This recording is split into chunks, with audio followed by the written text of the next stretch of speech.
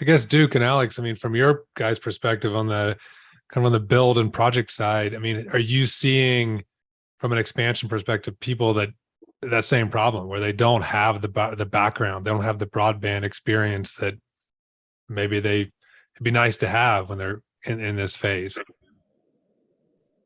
I'd say, back when we were doing some rural stuff back in Iowa, there was always a learning curve when it came to educating not only the public, but also the municipal entities on exactly what broadband infrastructure was going to be.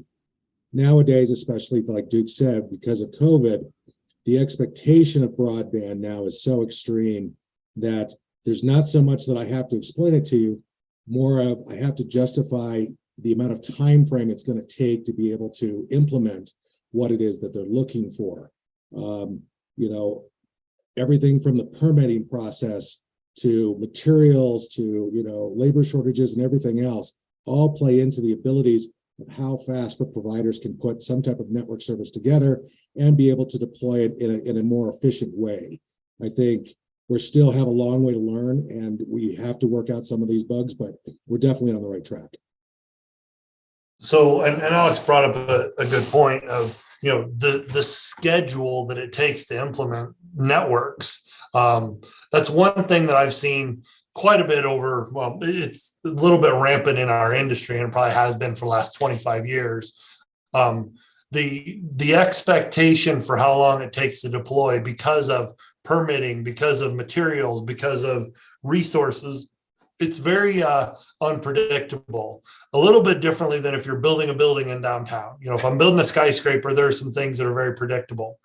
It becomes very unpredictable when you're building in the right of way up and down every single street, because there's so many unknowns that we run into. And that's causing another issue. And this really falls into the what's not working. And again, this is probably something that's been happening for years, but it's really being seen because there's so much expansion. There's a lot of people building business models to that support a fiber to the home network in whatever community in whatever state in the United States right now. Part of that is always an analysis of how long is it going to take to do this, because how long is it going to be before we start providing service to our customers? And I think that is one of the single biggest things that's overlooked when we go into these expansions is how long is it really going to take to build this? And it's causing problems because you've got, board of directors at a lot of these companies looking down at the senior management team saying, you guys are off. Your schedule is off. You guys are not, you were supposed to be serving customers and you're 6 months behind. Well, you're not spending enough time on the front end to recognize that, hey, we've got a lot of material shortages right now across the world. We've got resource problems across the country. You look at where unemployment is right now. And you also got to look at what COVID did to the workforce, especially in our industry. We actually had a fairly aging workforce across the country, but especially in telecom. There were a lot of folks that were right on the verge of retirement age when 2020 happened. And some of them got forced into retirement and some of them, realized, hey, I probably can retire. So the industry is now having to go through change, and it's going to be problematic for a long time because there is not enough crews to do the work that has to be done. There aren't enough people in the cities to push the permitting through as fast as we need. The other utilities that have stuff in the ground, they don't have enough locators. There's not enough people to just locate the existing gas lines and power lines that are out there today that we have to cross. All of those things factor into the schedule on what it takes to build these networks out. And it's not just as simple as, hey, throw 50 more people out there and see what happens and see how fast we can go. Because there's factors that the manpower in itself is not going to fix. So from a, I guess, Meg, to that point, Megan, from a funding perspective, do you think, obviously, if we asked, do all the government entities that came up with the funding, do they understand what Duke just said? Probably not. Yeah, well, and it's funny because when you saw last year grants coming out, everything had a 1 year completion timeline, and everyone just laughed. And of course we all said, like, sure, 1 year, because you're not going to say, no, we can't do it and not get money.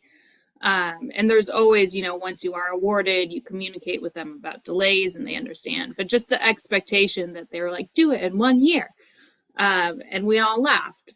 And now we're seeing a longer timeline, but, I think the conversation that often we're hearing is about, actual materials, but totally what Duke said about resources. And I actually was going to like almost interrupt and be like, what about human resources? But you got there. Because I think that is a huge issue. And I would love to see more collaboration between granting agencies. So I know Department of Labor has a grant for community colleges that I believe we had passed along to Bonfire, who had then passed along to another organization in Colorado, who's now working with a community college to get money to put together a fiber technician program. So there's money out there for it, but it's not widely known, right? So I think people are seeing this as an issue and then they kind of just stop there, right? Like, I think it would be great if the funding agencies that do broadband work were able to say, hey, look at all these other organizations that can help you with this thing that we all know is a problem, instead of just being like, yeah, it's a problem, right? Do you think that these agencies so it's what action can we take? And there is money for it, but right, it's if you're not active in the grant world, you might not know it's there. Yeah, and the other thing about that is regarding the training of technicians. I was on a panel a couple of months ago and we were talking about this, and the technician part, there's a shortage there, like there's a shortage everywhere, but there's actually something that's way more unskilled than that. And I say unskilled, like when you look at pure construction crews, there are many entry-level positions that somebody fresh out of high school with zero relevant experience can walk in on day one, get a job, spend some training, get some on the job training, and become a laborer on a directional bore crew or a plow crew or whatever crew.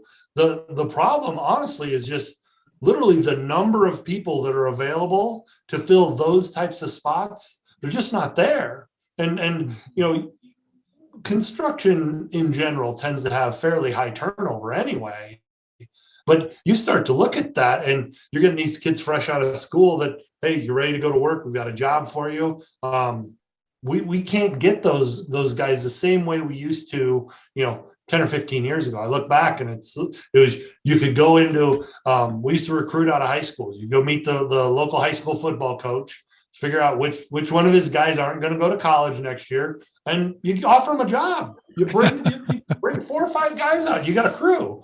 It's hard to get that today because it's just, do you know what the obstacle in that is, right? Because that's something we have people ask us is like, how do we do better? And well, it's how do we get that? It's not one. It is absolutely not one thing. I mean, yeah. You can look at it and say, well, the wages that people are looking for isn't there. Well, I can tell you that's changed a lot. I look at some of the entry level positions, and some of those positions have gone up 20, 30% or even more in the last year and a half. So some of that's been fixed. That will kind of fix itself. It has to. But yeah.